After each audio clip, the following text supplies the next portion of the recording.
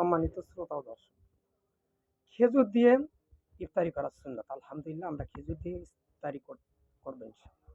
কিন্তু আবার রাসূল সাল্লাল্লাহু আলাইহি ওয়াসাল্লাম বলছেন, তুমি যা খাবে তা তোমার প্রতিবেশীকে খাওয়ানোর জন্য চেষ্টা করবে। এবং রাসূল সাল্লাল্লাহু আলাইহি ওয়াসাল্লামের আম বর্ণনায় এটুকু আছে, আমি একটা হাদিসে পেয়েছি যে রাসূল সাল্লাল্লাহু আলাইহি ওয়াসাল্লাম বলছেন যে, তোমরা তরকারিতে ঝোলের পরিমাণ বেশি করে দাও যাতে পাড়া প্রতিবেশী তারা তাদেরকে দিতে পারো। আজকে পাড়া প্রতিবেশী ও গরিব অসহায় তো দূরের কথা, পাড়া প্রতিবেশী এমন লোক আছে যে পানি খেয়ে, চাল ভেজে, মুড়ি দিয়ে কোনো প্রকারে ইফতার করছে। আর আমি ৮১ প্রকার খেজুর, খেজুর দিয়ে ইফতারি করা সুন্নত না? ৮১ প্রকার, ১২ প্রকার, ২৫ প্রকার, এই ২০২৬ সাল, এখন ১০,০০০ টাকা কেজি দামের খেজুর দিয়ে আমি ইফতারি করছি। রাসূল সুন্নাতকে বাস্তবায়ন করছি। আলহামদুলিল্লাহ, ভালো। আপনার পাড়া প্রতিবেশী সে তো মুড়িও পাচ্ছে না। আপনি ১২,০০০, ১৫,০০০, ২০,০০০ টাকা দামের খেজুর দিয়ে ইফতারি করেন, ভালো কথা। আপনার পাশে যিনি আছে ওনাকে ১০০ টাকা দামের খেজুর আনতে পারলেও তো ২টা দিতে পারেন।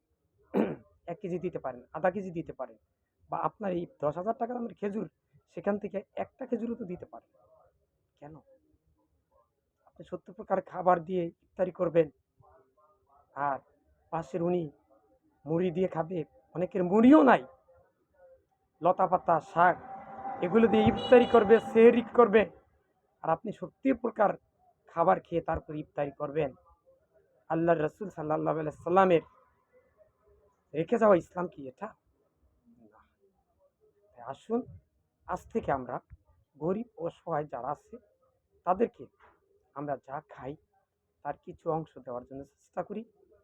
আর রমজানে টাইম পাস করব বিভিন্ন কিছু কথাবার্তা, ক্রিয়া, কৌতুক, গল্প গুজব, ক্যারাম বোর্ড, ক্রিকেট খেলা দেখে না, না। আপনি ওই সময় কোরআন তেলাওয়াত করুন, অর্থ সহকারে পড়ুন এবং কোরআন তেলাওয়াত শুনুন। অন্যকে কোরআন তেলাওয়াত শিখান, নিজে কোরআন এই ১ মাসের জন্য কোরআন শিখেন। একটা সম্পূর্ণ সুবর্ণ সুযোগ। কায়দা কিনুন, এরপর আলিফ বা তা এভাবে পড়েন। তারপরে সিপারা যেটা বলা হয় এটা পড়েন। আম্মা ইয়াতাসাআলুন আনিন নাবাইল আযিম আমানিন নাবাইল আযিম আল্লাযী হুম ফিহা খালিদ, এই যে যেভাবে আছে এগুলো পড়েন। ইজা শামসু কুবিরাত ওয়া ইজা নুজুমুন কাদারাত, এটা যে আছে না, এগুলো আপনি পড়েন।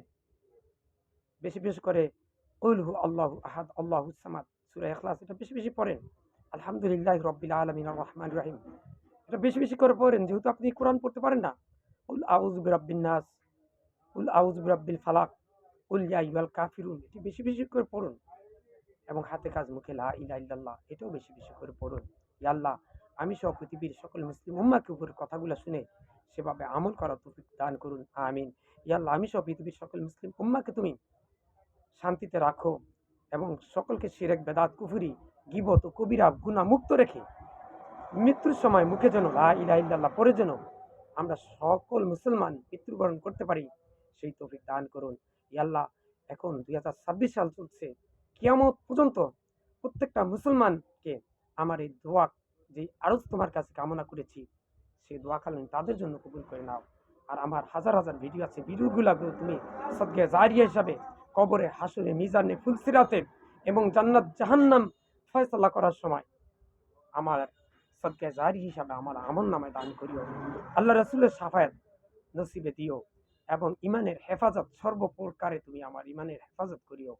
এবং মৃত্যুর সময় শয়তানের ওয়াসওয়াসা থেকে ঈমানকে হেফাজত করে মৃত্যুর সময় ঈমান নিয়ে গুনাহমুক্ত, শিরক, বেদাত, কুফরি, গীবত ও কবিরা গুনাহ মুক্ত রেখে মৃত্যুটা দান করিও, আমিন। এবং মৃত্যুর সময় আমি যেন চোখে ফেরেশতাদেরকে সুন্দর সুন্দর আকৃতি ফেরেশতাদেরকে দেখতে পাই, জান্নাতের নেয়ামত, হুর, গেলমান এগুলা দেখতে দেখতে যেন আমার মৃত্যুটা আসে এবং মুখ দিয়ে যেন বলতে পারি লা ইলাহা ইল্লাল্লাহ। ফিলিস্তিনের স্বাধীনতা দান করো, কাশ্মীরের স্বাধীনতা দান করো। এই ২০২৬ সাল হতে আরম্ভ করে কিয়ামত পর্যন্ত যত জুলুমবাজ আছে, হোক সে মুসলমান, হোক সে ইহুদি, খ্রিস্টান, কাফের, নাস্তিক, প্রত্যেকের অত্যাচার হতে মাজলুম, যার উপর অত্যাচার করা হয় তাকে তুমি নিরাপদ রাখো, তাকে অত্যাচার থেকে বাঁচিয়ে রাখো। আর যখনই সে অত্যাচার করতে আসে তার হাত, পা, মুখ, কণ্ঠনালী সব তুমি চেপে ধরো এবং তার কণ্ঠকে স্তব্ধ করে দাও।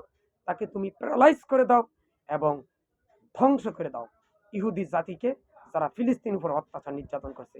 ইয়া আল্লাহ ফিলিস্তিনের স্বাধীনতা দান করো, কাশ্মীরের স্বাধীনতা দান করো। মুসলমানদেরকে তুমি ওয়াতাসিমু বিহাবলিল্লাহি জামিয়াও ওয়ালা তাফাররুকু, ঐক্যবদ্ধ থাকার তৌফিক দান করো। ইয়া আল্লাহ 57 মুসলিম দেশকে তুমি পারমাণবিক অস্ত্রের দেশ মালিক বানিয়ে দাও।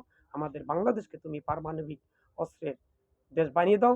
ইয়া আল্লাহ পার্শ্ববর্তী প্রত্যেকটা প্রতিবেশী রাষ্ট্র হতে আমাদের বাংলাদেশকে তুমি মুক্ত রাখো এবং পার্শ্ববর্তী প্রত্যেকটা মুসলমান পার্শ্ববর্তী প্রত্যেকটা কান্ট্রির হইতে আমাদেরকে বেশি শক্তিশালী এবং ইসলাম ভাবাপন্ন তৈরি করে দাও এবং পারমাণবিক দিক দিয়েও শক্তিশালী একটি রাষ্ট্রে রূপান্তরিত করো।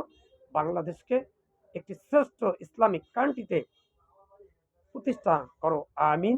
এবং আমার মৃত্যুর সময় আমি যেন মুখে বলতে পারি লা ইলাহা ইল্লাল্লাহ, আমিন। আসসালামু আলাইকুম।